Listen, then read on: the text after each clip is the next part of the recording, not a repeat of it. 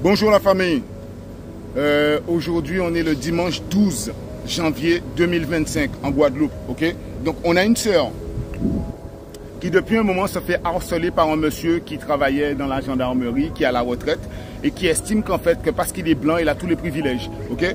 Donc, notre sœur a eu une amende qui lui a été infligée par les impôts.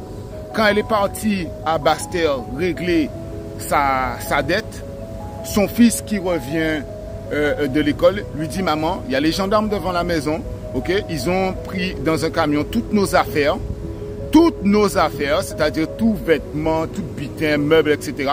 Ils les ont mis dans ce camion, ils ont expulsé les personnes de chez elles et ils ont mis des cadenas sur la porte. Ils ont mis de nouvelles serrures. Avec tout ça apparemment avec l'aide d'un huissier, ok?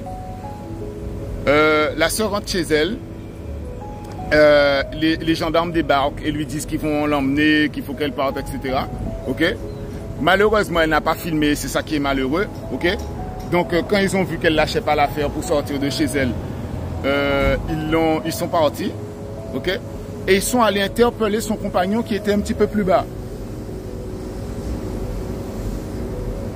Le compagnon qui n'est pas propriétaire de la maison, hein, c'est la maison de son père. Donc, le compagnon se fait interpeller. Ok. On ne sait pas pourquoi. Puis le monsieur se fait mettre en garde à vue. En garde à vue, il fait un AVC.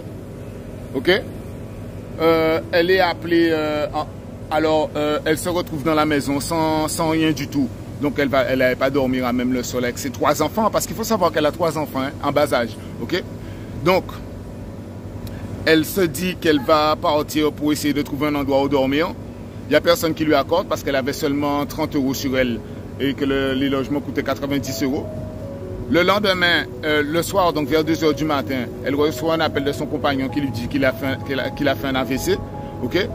Elle ne peut pas se rendre tout de suite. Donc, elle se rend le lendemain matin. Et là, en revenant en revenant de l'hôpital, sur la route de Sainte-Anne pour aller, je ne sais pas si elle voulait aller retourner chez elle, vérifier la maison. Elle a sa cousine qui lui dit: je suis désolé pour ta maison. Alors on lui dit: mais qu'est-ce qui se passe? En fait, les gens ont incendié la maison de la dame.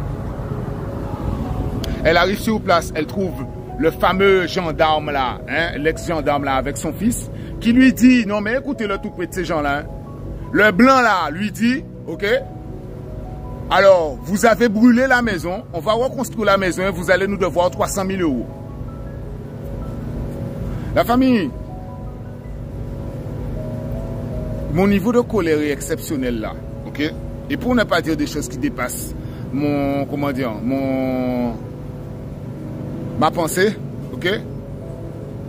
On va faire un live là, sur le compte de l'OPAP.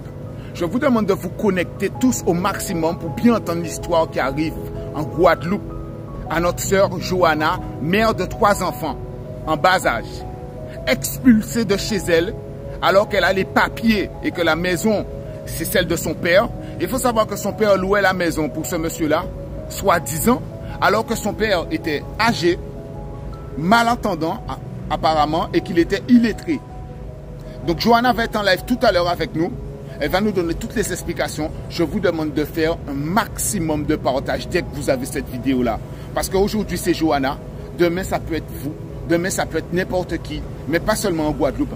Martinique, Guyane et sur la planète. Parce que les Français sont partis pour casser les couilles de tout le monde.